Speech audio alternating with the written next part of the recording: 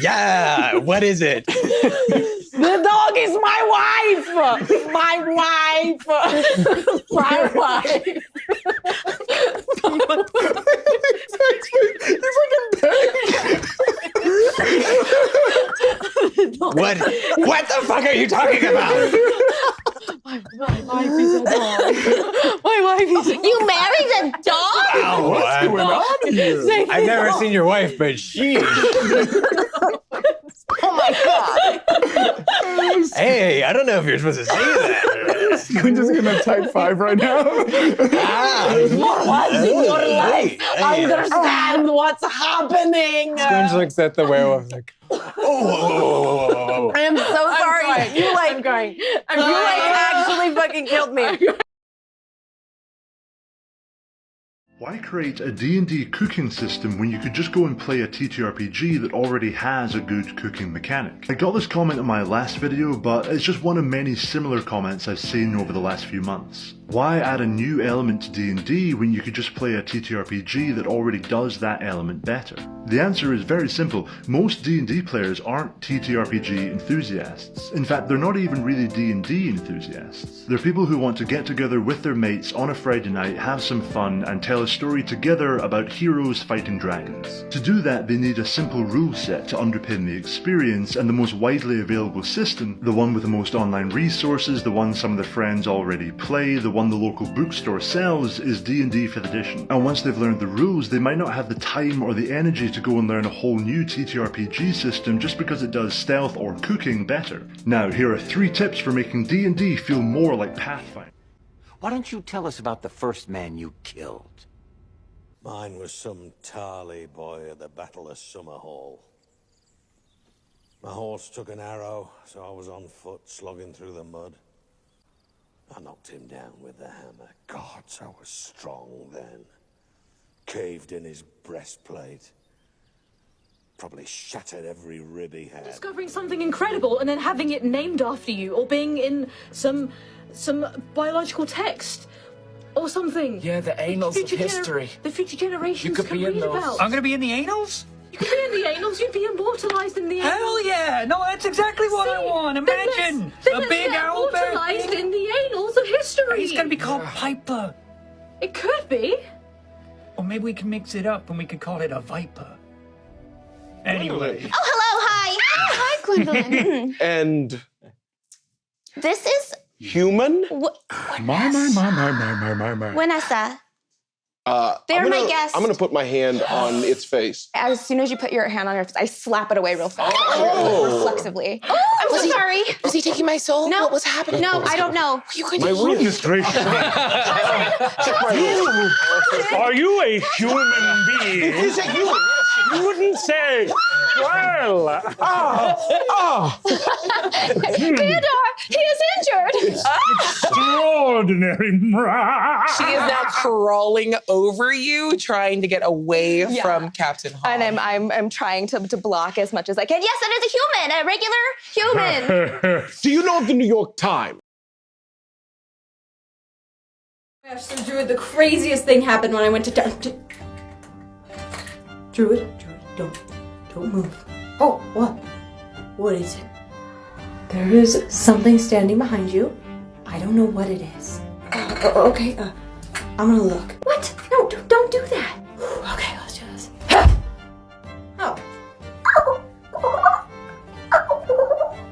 Oh my gosh. You nearly gave me a heart attack. That's just Samantha. What? Who is Samantha? You know, I don't really know what Samantha is, but I found her in the woods and her leg was all hurt, so I figured, you know, I could help patch her up a little bit. And you don't think Samantha's, like, dangerous or anything? She looks terrifying. Oh, you hurt her feelings. Does that look like a vicious creature?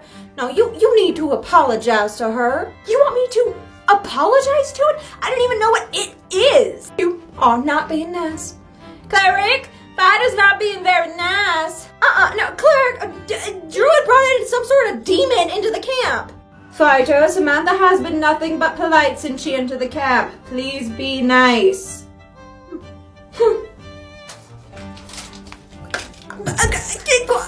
What? Oh, see, Samantha said it's a pleasure to meet you.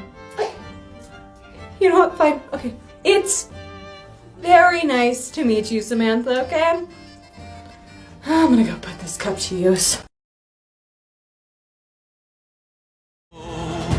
Adding more allies, taking more chances. Hold your breath and roll. These are my ladies. This is Jill. This is my lady Amy. Little Susie. Brianna. You know why we call her Brianna, right? No? It's a long story. Shaniqua. Helga. Miss Kitty. Turning Asumars into actual half-angels. What if we made their celestial heritage from those other biblically accurate angels? That would mean they need quite some extra eyes, which we did give them. On top of that, we want an ability to allow them to use these eyes properly. And we want it in a similar vein to Asumars who have this transformation. Depending on your subrace, these half-angels will make people shake and not be able to move, or will open their many eyes and see everything that's coming to them. Because I wanted to add a little Lovecraftian twist to it, what if these angels were actually eldritch beings coming from distant galaxies, armed with unfathomable powers? Our half-angels being linked to them would reflect that by being resistant to the cold of space and cold damage in general. A link to find those half-angels in the comments. This and more coming to Steinhardt's Guide to the Eldritch Hunt.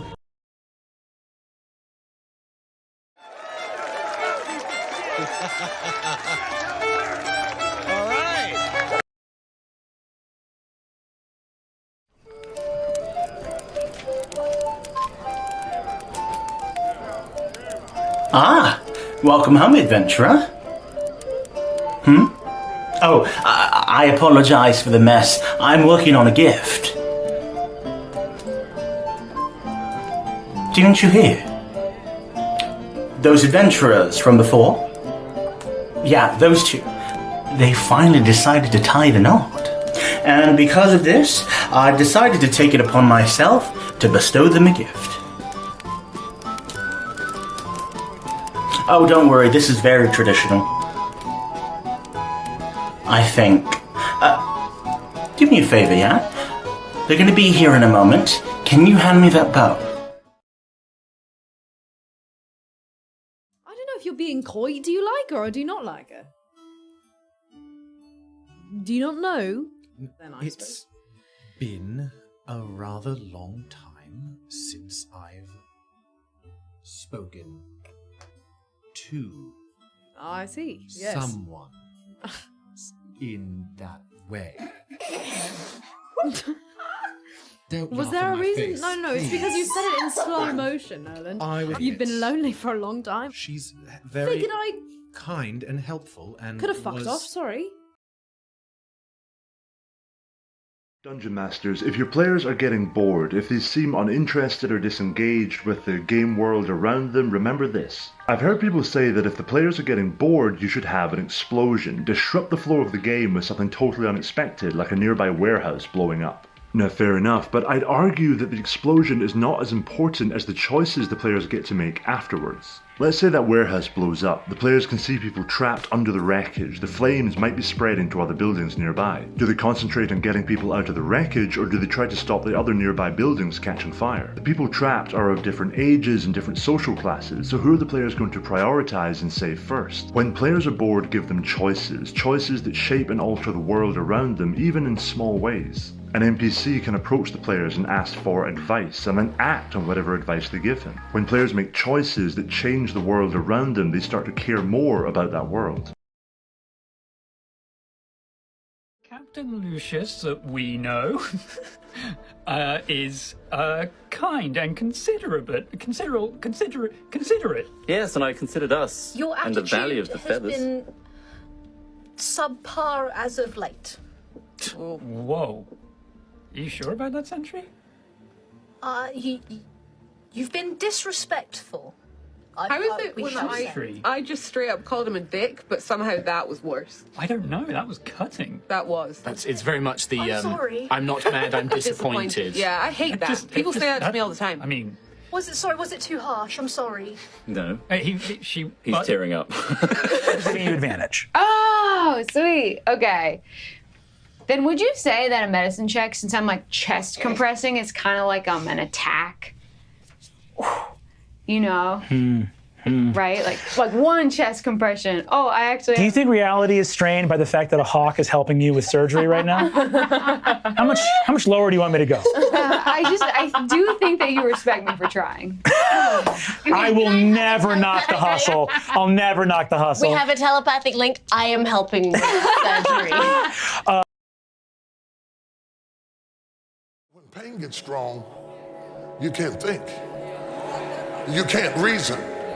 When pain gets strong, you can't figure things out. Sometimes we are so engrossed with the pain that we don't get the point. You can have pain so bad that you lose your appetite. You can have pain so bad that you stop eating and you stop talking and you stop believing and you stop smiling and you don't have your personality because your pain is stopping you from being who you are.